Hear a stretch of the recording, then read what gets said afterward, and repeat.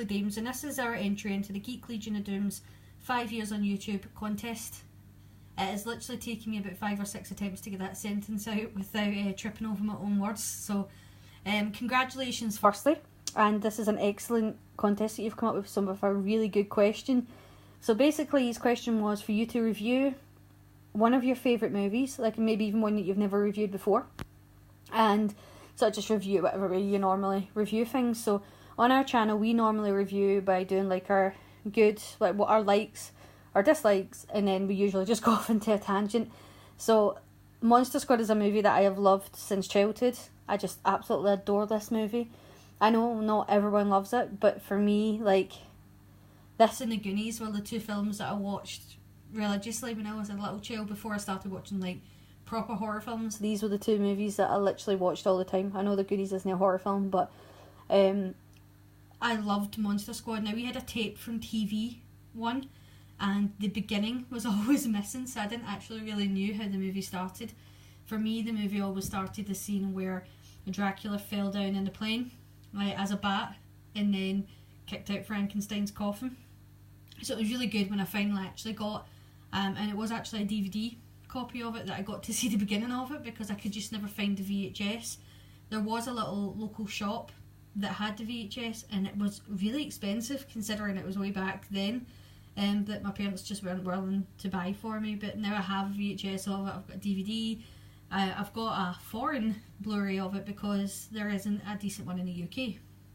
So let's get started with our likes. So what I love about Monster Squad is that it's got that magic about it, you know, the kids having to group together because the adults don't really believe them, to fight something which children really shouldn't be fighting. All the kids in this are likeable apart from the bullies, but let's face it, they're called the bullies for a reason. And the only little, and I'll get into this later, is that like there probably should have been another female in the Monster Squad other than a tiny little 5-year-old who ends up being the hero, and like a teenager who's a bit promiscuous. You know, it would have been good to have had like a strong female character in there as well. But Stan Winston's makeup in this as well is also amazing. And I recently watched a video where someone's kind of slagging off the makeup, but I think it's amazing. The Gillman in this is fantastic. Wolfman in this is fantastic. Obviously Dracula went with just a traditional look, but Frankenstein, I know they had a lot of problems because they couldn't really use like the universal Frankenstein face, so they had to kind of mix it up a bit by putting like the bolts from the neck to his head. But Frankenstein's amazing, and the good thing, the fantastic thing about Monster Squad is that the actors that they actually cast in these roles were like proper, really, really good actors. They weren't just people putting a monster suit. Obviously the Gillman was a stuntman that went in it, but like Dracula and Frankenstein, they were actual proper actors. So the storyline to Monster Squad is basically they kind of just take what they do what they can to start a story about kids fighting monsters, but it's basically every 100 years or so, I think it's 100 years, God, I've seen this movie so many times and I forgot that important point. Dracula gets a chance to use an amulet to open up a doorway to darkness, and basically monsters overrule the world. But Van Helsing, because the movie starts with Van Helsing fighting Dracula in the past, and they blew it, as they said in the opening titles, because I've got titles that open like Star Wars, had left a book which the kid in this mum, who's also the same mum in The Goonies, had happened to pick up at like a yard sale, and they have to go to like they call him the scary German guy to get him to translate the book, who ends up again being like one of the heroes of the story.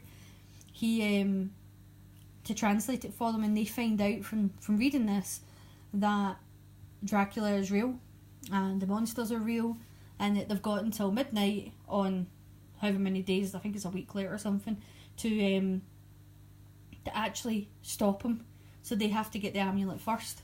And it's funny because the amulet's actually in like Van Helsing's house on the hill where Dracula's living, but it's in a dungeon bit at the bottom, which is surrounded by garlic and crosses and all these sort of stuff that Dracula can't get to, and he's been trying to use the Wolfman to get there, but when the Wolfman's not a wolf, he's actually a good guy. He doesn't want to be a monster.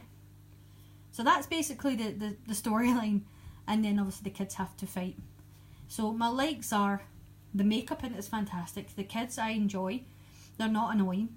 And a lot of movies where there's children in it, they are annoying and sometimes can ruin the film. And the idea, I think, is just fun. I mean, if you're going to have the kids fighting the Universal monsters, to me that sounds like a lot of fun. Obviously the storyline's a little bit weak, but it's good enough to give you like an actual excuse for kids to fight the Universal monsters.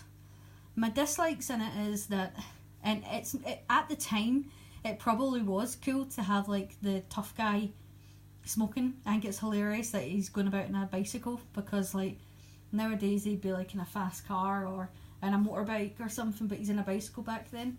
But my dislike is, I don't mind the character that much, is more that he gets to do a lot of the killing. I would have liked to have seen some of the other kids getting a chance to kill off the monsters, but Rudy's like the character that gets to pretty much kill everybody. I would have liked to have seen more of the Gill Man and the Mummy, because they're not in it that much. I mean, what you see of them is amazing. The makeup effects, as I said, are fantastic, but you just don't get to see them that much. I mean, the Gill Man, and I'm doing spoilers in this review, you know, hopefully you've seen it, and if you haven't seen this movie, then there's something wrong with you. You should have seen Monster Squad.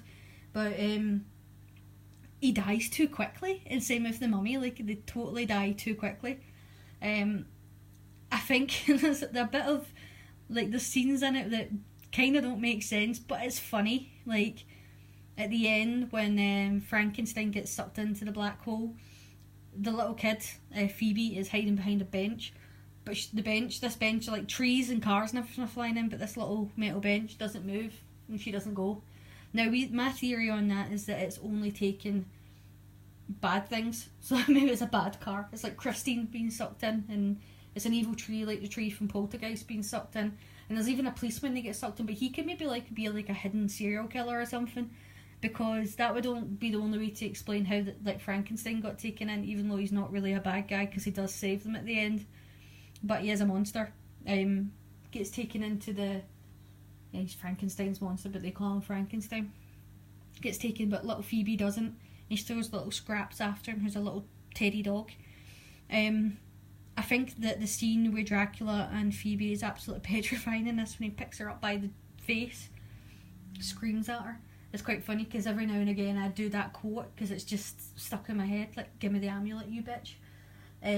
But yeah, that is actually really scary, that scene, that poor little kid when she had to do the scene with that.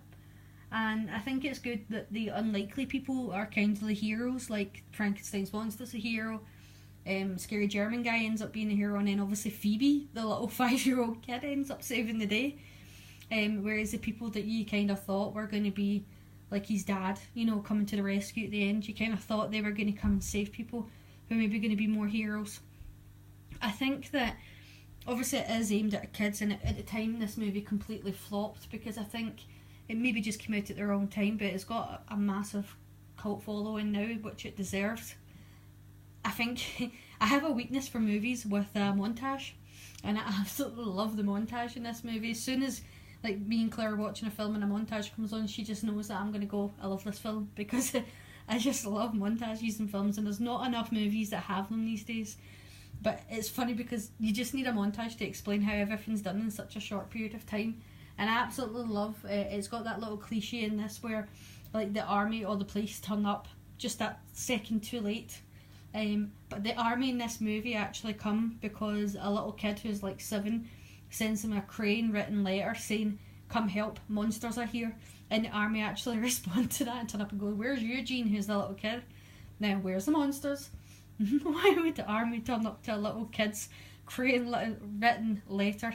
They would respond to all the police that are phoning saying, help, there's a wolfman destroying us, and our heads have just been turned round backwards from a gill man. And it's quite funny because they obviously didn't really want to hurt any of the main characters or kill off any of the main characters in this, so there's like police cannon fodder everywhere. But I mean, I just love this movie. There was talk of it being remade, and I really hope they don't, because it's the type of movie that just needs the 80s cheesy magic. I would love to see like a Monster Squad reunion and go and meet all the cast. I think that would be brilliant, but you couldn't make a movie like this these days. There's just something magical about the time it was done. I love this film, and I think I can't say that enough, but there are obviously parts of it that aren't perfect, but the parts that are amazing fix that. And it was really good to finally get to see the beginning of this movie after so many years of not knowing that Van Helsing originally starts the fight with them and blows it. But yeah, that is our review of Monster Squad. When I say our, it's really just me, because Claire's up the stairs and Alison's in our house. But my review of Monster Squad, which is a movie I absolutely adore, and hopefully you like it. And congratulations again to Geek Legion of Doom. He's got an excellent channel. If you've not checked him out, go and watch his channel. And as always, thank you for watching. Please like and subscribe. Let us know what you think about Monster Squad, and take care.